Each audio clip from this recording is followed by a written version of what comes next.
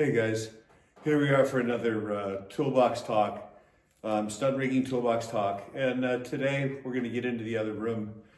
We showed you the rams and the cylinders and went through the whole air ram thing. Well, I've been building a project for 2 months and it's been a real bitch. And I finished it, it's in the other room, so we'll go through an alternative to pressurized cylinders. And there are options, you can always use things that are under tension, release the tension. So like for rams, you can use bungee. For ratchets, you can use bungee. The problem is in setting the tension, you always need a dyno or some way of corroborating or empirically verifying how much force is on the line. And two, it becomes complicated trying to tension these things up and put a quick release in them to make them trip. And bungee works exactly 100% opposite of how an air cylinder works. Bungee, basically, the more you stretch it, the more force you get in the end run. But the initial hit is nothing like air. Air is zero, lots of force, and then it tapers off once the object's been moved and it's airborne. Bungee is a lot of force, but it keeps accelerating, so 5 meters down the line, it's more than it was at 1 meter down the line. It's a whole different, it's the reverse feeling. So for certain things, it may work, like it's been used for people getting sucked out of airplanes. Instead of ratcheting them hard at the beginning, then you suck them out and they accelerate like they hit the wind. It becomes a way of doing this. So what we've done is we've made the second one in 10 years. This one's far more complicated, of a bungee ram. Originally, the first one was for simply like a ram. You run up to it 4 steps, you hit the plate, you spring forward, and you fly through the air. And it was non-air powered, it was bungee powered, it had straight set rollers, straight set tension, and to reset it was kind of caveman. You had a large breaker bar that you put into a slot that was geometrically correct so you could pull down on it, get in, and then have somebody latch it and it would be set again. 10 years later, the client wanted it so you could stand on it and go backwards, which means no approach, no forward momentum, no velocity whatsoever, so it has to be strong enough to do that. It needs to have feel, which the other one had feel and springs. When you jumped on it, you'd feel it sink, click, and then go. But this one, because it's got to be more like a springboard, it has a bouncy feel to it. You can adjust that to your weight or your desires, so it has more of a springboard feel to it. So we had to incorporate that. It also needed adjustable rollers, so we've set it at 300% power, and you can, with the rollers, adjust the tension, because I've made 4 rollers in the way it works, and bring a roller forward and put another 100% of tension on it. So you can go from 300 to 400%, which is a sufficient, actually quite an amount when you start looking at the overall forces involved. So all of these parameters are what we've been doing for the last 2 months. Let's see, all of December and all of January, trying to get it finished. And of course, I couldn't get it finished in time, but it is finished now, and I think the client's going to be very happy with it. It's a very, very detailed piece of equipment. Otherwise, we haven't been doing many videos because videos don't pay the bills. Working on projects pays the bills, and we've been getting ready for shows that keep being pushed here and there, here and there. So right at the moment, we're in the shop. The trailer's been all toughed and it's loaded. The big bungee project for the ram is done, and we're going to get into that. I'm just going to tag this onto the front of the whole explanation of the bungee. And yeah, that's it. A couple of notes. This year is building your library of things to study and read. I would say for most people, a book by J. O'Glerum is a mandatory book. It's entertainment rigging. I would say secondarily, anything to do with the math that comes from rigging from Bill Sapsis, S-A-P-S-I-S rigging. A very good book is by Jim Shumway, and it's Automated Performer rigging. And it's the thing is it's not just automated. It breaks it down into categories, and there's a lot of anecdotal stuff about, like when you and I go to Tech Rekia's site and this isn't right, and that fails, and this doesn't. It's actually good to read. There are several books by Delbert Hall. If you're math handicapped, they might be better than what's in Jay Gliram's book. Delbert does rigging mathematics, does a whole bunch of stuff like that. And he has a good book that's kind of like the history, it seems to be, of theater, XY axis flying, and on track. And it's very interesting. I mean, I've seen about 30 of the variations. It gets a bit redundant, but in theater, they did a lot of this, and his experiences with a lot of theater and theater productions that comes from all of the U.S. productions of various, from high school to college to independent productions. So your library should contain books by all of those people: Jay Gliram, Bill Sapsis, Delbert Hall, and then look for various. Now, the problem you're going to have is a lot of these are theater and arena rigging issues. Well, kids, the math is still the same. No, we're not theater riggers. No, we're not flying Peter Pan and Wendy every night of the week, but you know what? We do the same shit. No, we're not arena riggers, but we are going into an empty space. We are hanging a ton of shit off the roof a lot of times, and a lot of times not so much. We need to know the structural strengths of things. So the vectors, all of that math applies. And if you think it doesn't, you're sadly mistaken. So that would be good stuff to get. And then there's all sorts of killer books on splicing. Premium Ropes has a good website and a bunch of apps to look at splicing, especially for the synthetic stuff. We don't do much, 3-strand manila splicing. So, you got to look at what's functional. You look at everything, and there's ways to splice kern metal rope for lunge lines and things. So you need to look at the various splicing and knot books. And I'm not a big knot guy. I have to say I have a few favorites that work, and a lot of guys will go for 47 different knots, and they drive me nuts. I keep it really simple. So these are all things that you should build up in your library, specifically these books, because they are all tangential to everything we do. And it isn't, at least with Gliram, you get an overview. I belong to ETCP and have certification in arena rigging because of the math, because of the flying non-centered weird objects, because of third point loading, because of all of these things are arena terms. All of these things are when you're hanging a ton of shit, 2.5 tons of shit, 10 tons of shit from a ceiling. And that's all called out on prints and it's hung accordingly. But the math that goes with that, I don't have any desire to go hang 400 chain falls in a fucking theater or in a giant O2 arena. But the math that goes with it, the bridle lengths, the calculating of forces, the vector forces, the trying to figure centers of gravity on non-symmetrical loads, all of these things apply. So you need to get into them, and otherwise you're just going to be like the typical riggers who do what they're told. This is what it's always worked, and you have absolutely no clue what you're doing. But it works. It's middle of the road. You don't offend anybody. You do what you're told. You'll always get work. You're just like owning a fucking hammer, which is fine. Hammers need love too. But as far as knowing what you're doing, you're way down the food chain. So these are all books you should be looking at to learn more about how to do this stuff. Enough, that's my thoughts for today. We've been in the shop all day and I'm burned out. I'm gonna get out of here. We cut a video, go in and look at this machine. It's interesting. It's a way of repurposing and using leverage points in math to arrive at a solution that maybe not a lot of people come up with. So that's another Stunt Rigging Toolbox talk. It's like the 11th of fucking February 2025. January was a wash. Between projects, double pneumonia, and every other fucking thing, January took about 400 days out of this year. So anyway, all the best, and we're back at it. Enjoy the video. Bye.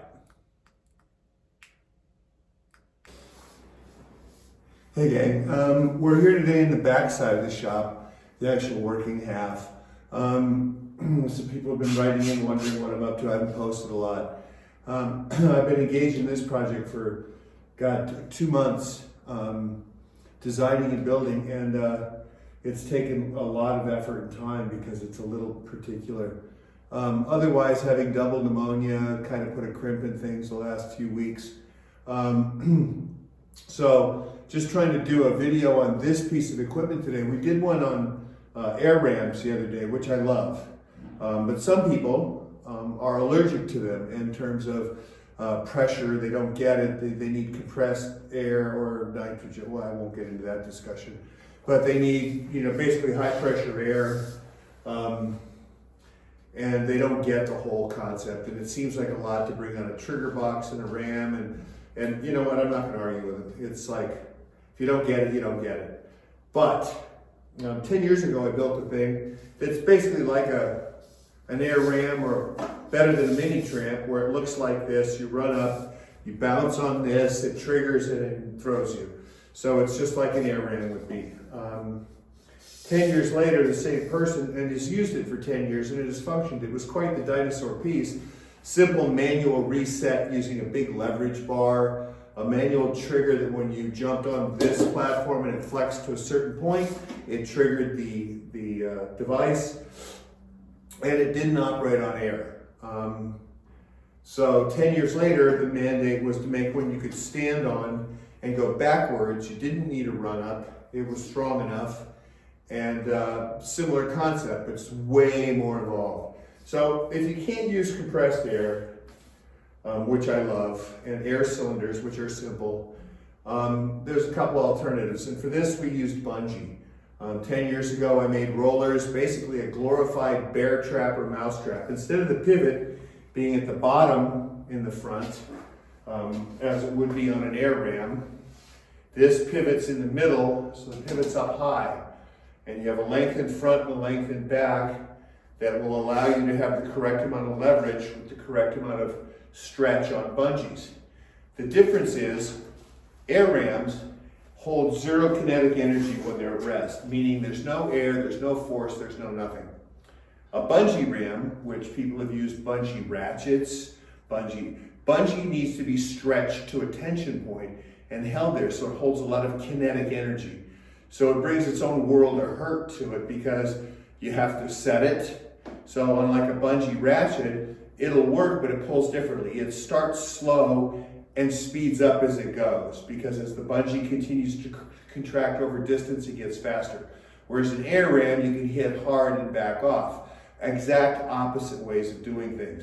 To set a bungee ram or a bungee ratchet, you need to tension the bungee, have everything held in place, okay, and then you trigger it and it does set motion. Okay, so it works. There's just some obvious huge differences in storing the kinetic energy and making them user-friendly and making it function. A couple of them are getting the leverage correct. So unlike an air ram where I can accommodate the linear flow of cylinders in pneumatic theory and calculate it right off the bat, this is much more difficult because you have to compensate for the weight that you're moving, the person moving, and you have to get enough motion over 37 degrees to get the person airborne into a correct trajectory. We've talked about trajectory. We already know that 37 is ideal mathematically. So I'm not going to beleaguer any of these points. If you've watched the other ones, you'll understand. Otherwise, look it up. So this time, since you can't run up to something, meaning you have no forward acceleration, so that when you hit the launch and it springs, you can go with it and carry your speed and energy, this became even more difficult because you need feel, like a springboard. Think of a diving springboard, or think of a circus teeter board. They're super long, they're flexible. You get guys who jump on one end, that bows down, and then pwing, the guys on the other side go flying in the air. Kind of the same thing here. The difference is we don't have the luxury of a 10-foot long flexible plank. We don't have a springboard that's 10 feet long. We don't have a roller fulcrum that's adjustable. So doing this was a real project in calculating forces and what's available and strength and materials. Because remember, you can always make these things super fucking strong. I mean, I've got bungee in here that I can go 600% of its stretch. I mean, I can have 500, 600, 700 PSI involved in this. Great, but you have to store it, which means that the materials are not just pushing for a second and doing that, they're holding all that in a quivering tension state until you turn them loose. Okay, and there's no decreasing over distance. They start hard, they finish hard. So it's an abrupt beginning and a slam to a stop. So it destroys equipment. So all of these parameters become a problem. You take steel and you can have X amount of weight on it, but as you tension it over time, over distance, all of a sudden, you know, a piece of metal is bowed fucking 25 degrees. It doesn't hurt the metal, it'll go back to zero. But when you've built things around it, it's now bowed completely out of the parameters for anything else you've built. So that again becomes the problem of how to make this fit, how to make this work. So I have these covers on here, and I'm going to take them off, and you can see some of the ingredients below, because I'm going to go through some of it. I didn't have the screws on because I really don't care at the moment. I'm playing with them and screwing them on and off. It gets to be a pain. So what you see here are billet rollers on bearings, and there's 4 sets of rollers, and the bungee's in a continuous wrap between the two. And as this piece has to come away from the base plate, it stretches this bungee not only between the 2 opposing sides, but also in the stored distances here. Okay? So what we have is an endless loop of bungee, and in this is 10 mil bungee, and I have over 18 meters of bungee in this currently. Okay, stretched at 300%. Okay, so yeah, you can do the math on that. It's a shitload of bungee. And what it does is, it's on this one. I will get some close-up pictures. I have a variable roller here on trapezoidal screws. So I can tension this by bringing the bottom roller more directly under the top roller, making the tension of these far greater. So I can go from 300 to over 400% just in an adjustment with a ratchet and a couple trapezoidal screws. Now, of course, all of that brings with it various problems. You need bushings for the rollers to equalize. You need the rollers a certain size. You need to space everything a certain point. If you're going to make a lower roller move, how do you hold it down? Because it's under 500 PSI tension trying to pull it up off the bottom of this thing. So it becomes an engineering problem that, you know, we solved. Here is the trip, and it is a manual, it's an air over manual trip. This one's in particular a big Sweeney multi-ton trip because it fit the size prospects. I normally like to use Sea Catch, but for the size, this one worked better. And on this side, we have the small air container with a regulator, the charging station, the arming, and power buttons. So what this does is, with a small bit of air, you can generate a lot of force for this solenoid to pop this trip. The reason that is manually you'd have to fight to trip this because it's under a huge amount of load. Not only the weight of this, but the strength of the bungee. So you got, you know, 500, 600, 700 kilos of force generated on this trip. So you have to really manually snap it. With a little bit of air over, you just get a lot of force from a small amount, and it pops fairly easily. I tried to use a very large electronic solenoid, but it weighed about 2 kilos, and it was just difficult to use because it was too large. It was, you know, 80 millimeter around and 80 millimeter tall, and it occupied too much real estate. Because remember, you're trying to fit all this in a small enough platform to be able to bring out, set down, and use. Okay? So this is your basic geometry. Your pivot's up here. This, when it's all the way down, gives you over 37 degrees of angle. So it slams down very quickly. This platform rises, and you're standing here. And a little fun, you have feeling on this, bounciness, and you can adjust it by weight. Now everybody's going to laugh. I mean, I've done this before with springs. And in this one, it was a little more difficult. I wanted something a little easier to work with. So what I did was,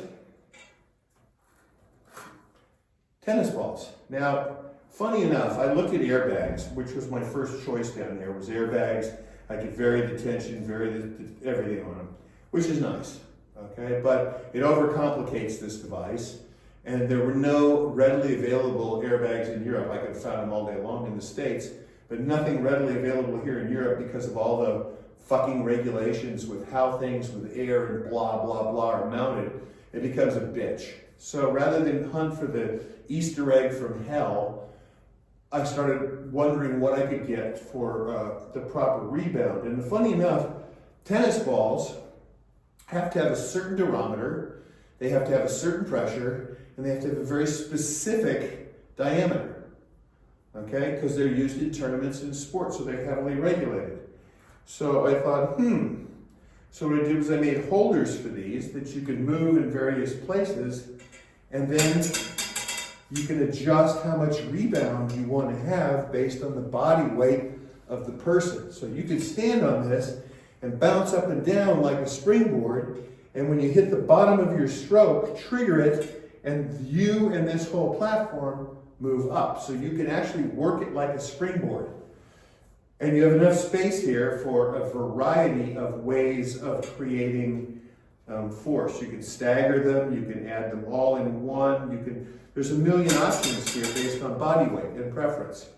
So silly as it may sound, it's a very controlled, perfect rebounding device, easy to replace, easy to work on, and so that's what we ended up with.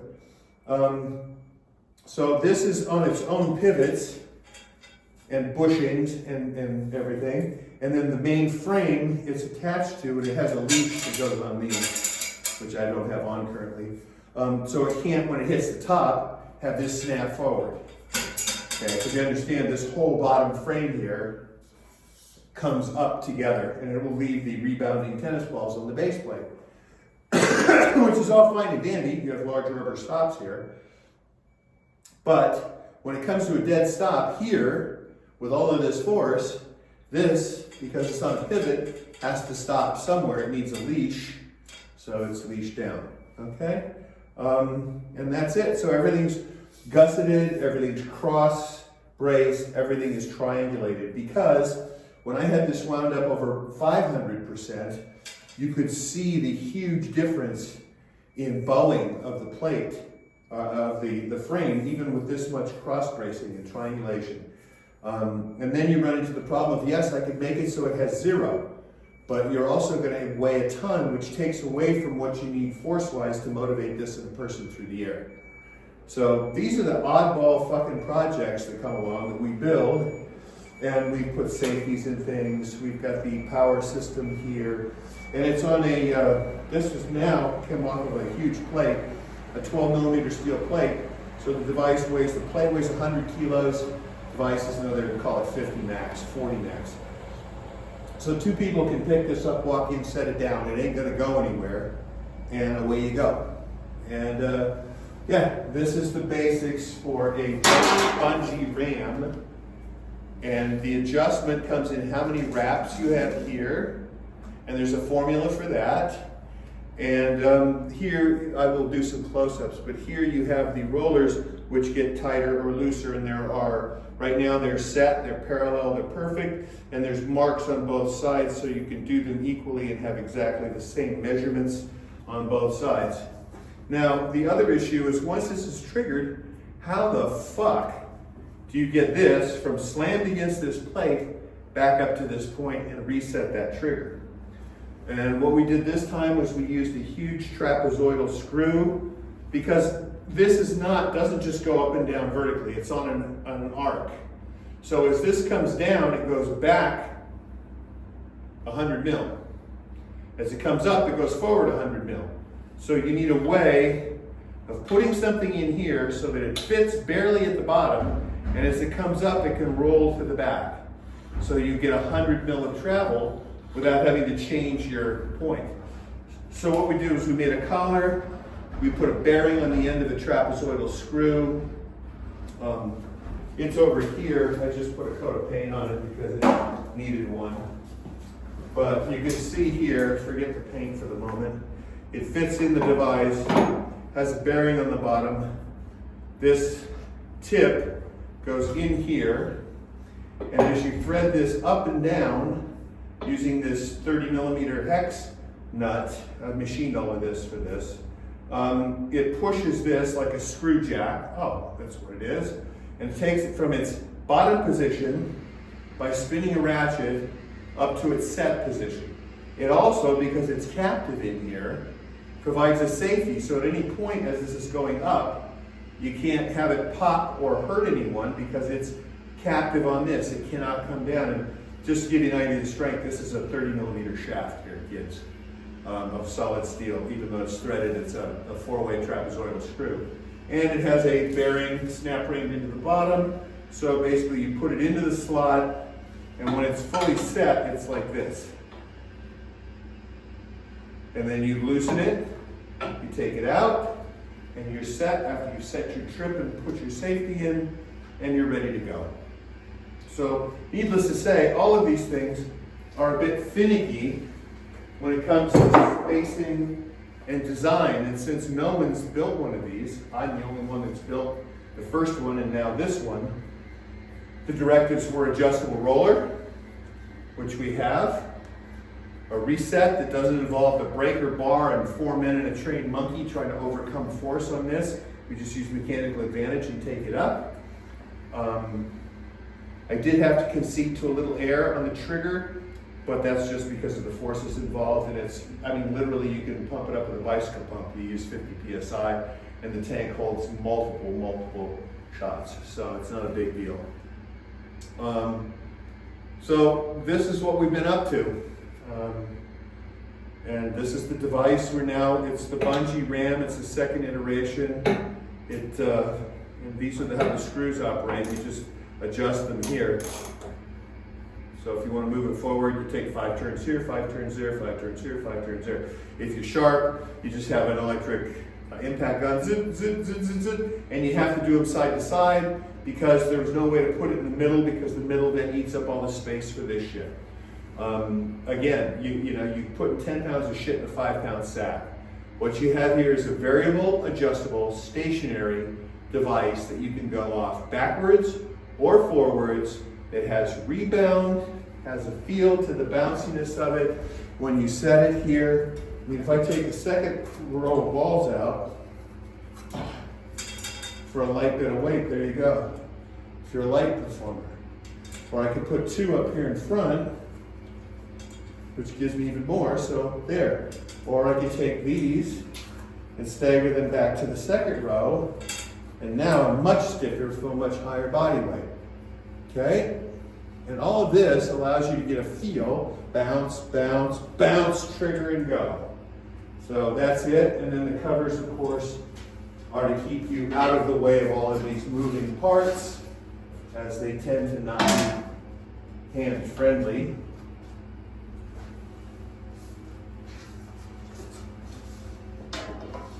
So there you have it. The spring ram, bungee ram, however you want to call it, using very high-powered latex tubing. And it's all fabricated with a steel frame and triangulated, all handmade bushings and rollers and adjustments. So this is what we've been up to in this episode of Tool Talk. And just thought we'd show you so you understood. And for all of you that have been texting, yeah, we're all right. It's just been a bitch of a month. Haven't been real happy. January could go away for all I care.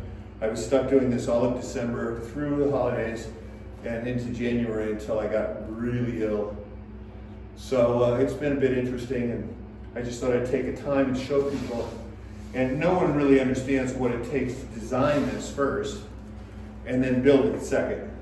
And every part here is made in-house. The trapezoidal screws we order in bulk, and I machine them accordingly. Every pulley, every roller on this is bushed or bearinged, and they're turned on the lathe by myself. Every bit of steel here is MIG or TIG welded, depending on its thing. Once a thing like this is built, then it needs to be tuned. I put it together, I strung it super heavy, and I found out that I had 2 millimeters of play in the triggering mechanism.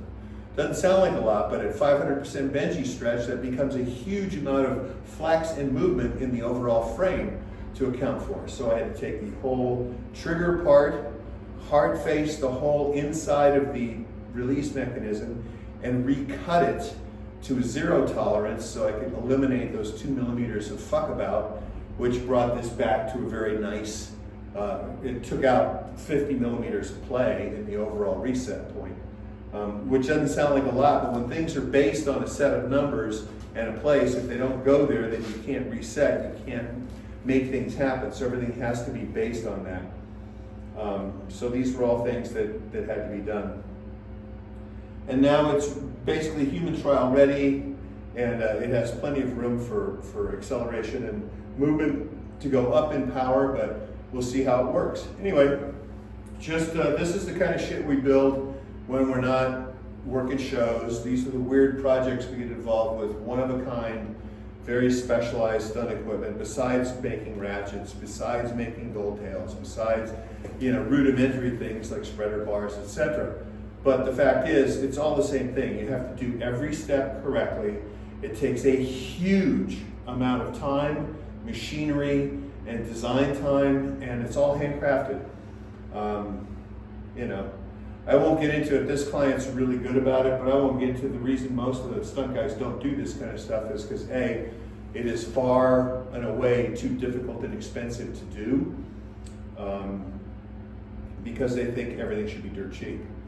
It's a disease in our business, and they don't quite understand what it takes to hand build stuff because none of them can do it. And even the ones that do it, it looks like agricultural equipment. So, things like this that require all bushings, all alignment, all these shafts, multiple shafts have to line up. You have to account for the flex, you have to account for the warping of the welding, you have to account for everything and make it all work. So this becomes a very involved project. And you have to think about your safety protocol, your safety pins for your trip, your safeties for everything here, your safety for reset, because God forbid you get it halfway reset and something happens and the thing or whatever that you thought would work slips out, and now you're getting smacked by a serious piece of steel. So like this whole design, because this doesn't move vertically in a line, required a way to also accomplish 100 millimeter of forward to back movement. So you have a roller machine here on a 20 millimeter axle with a trapezoidal screw so that things can move in and out. Not all you got to do, And I had all these ideas and they all worked out. It was just some of them required a little more finesse than others. And yeah, some of them seem real basic. You guys are going to laugh about the whole tennis ball deal, but it's a known compressed air quantity that I can add or subtract to, and I've made a pattern that I can add or subtract to for up to, 100 kilo dude. So, it beats the shit out of the springs, making spring mounts, getting spring lengths, all of that shit. Because as things change, where you place your rebounding, it changes the heights and lengths of where everything goes on this plate. So then you need fucking 400 different length springs, and you need different bolts, and you take a wrench, and you gotta change this, and you gotta fuck around with that. With the tennis balls, you just put a couple here, a couple there, adjust them how you want them, off you go. There's the reality of it. So, laugh if you want, but it's a very defined size quantity, a very defined rebound quantity, very defined pressure quantity, and it works really nice. And when they wear out, it's fucking $10 for another four ball can to use. So anyway, these are the things we do. This is what Action Tech, this is what I've been building while we're waiting for these other shows to go. Since everybody seems to be pushing and fucking about with their shows, I'm grateful that I have the shop and I can build this stuff. Take the time to go over all of my equipment and my descenders and the new versions of the hysteresis braking, the eddy current braking that's on that, and refine it even more. These are the projects we do every day. So anyway, thanks for taking the time. I'm sure it's a long one and nobody really gives a shit. But I'll post some pictures, and that way everybody gets an idea of what's going on. So that's just an informative toolbox talk on a piece of very strange and unique equipment. All right? All right, take care. So just a quick walk around, since it's easier to do it this way. Here's the cover. Here's the adjustments underneath. And of course, everything's got rubber between it because I don't want to hear rattling when things get moving. This goes up and you see your various tennis ball mounts. And each one can hold up to 3 if you really want to shove them in. So you can adjust it. Coming around, you can see in here you have your trigger mechanism. And we can remove this or just pull it up and you can see the trigger mechanism with the bungee and the rollers and the main pivots. And because everything is at such force, you have to brace it back. The rollers are great, but they need to be tied to something. The same in front, they have to be braced in the middle or else everything will bow because there's too much force. So that's that. Here's your control panel with your power on, your arm switch, your air pressure, your regulator that goes to your trim. Here you have your rollers. They go 200, a little more than 200 actually, but I've limited it 200. They can go to 220, but you don't really need it. This brings this set of rollers all the way out as tight as they can be under this set of rollers, which increases all of this bungee tension you see. And those are all rollers on bushings in the back as well. So here's your 2 tension mechanisms, wrench. Here's your reset mechanism, which we described, which fits in here with the trapezoidal screw and lifts this to its current point so you can reset it. Come around this side, you'll see how much bungee is in there.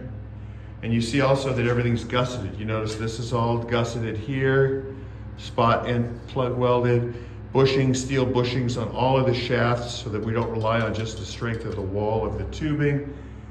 Everything has bushings in there, everything's triangulated. The way there's bushings here on the rods, so as these move in and out to turn, the bushings spin the rods so they're not under any force, and these anchor here and push this roller away from the base so you can get tighter and tighter. Of course, the 12-volt battery end mount, handles to carry it, and so that's the basic bungee ram. It's up on blocks now because I hate working on the floor.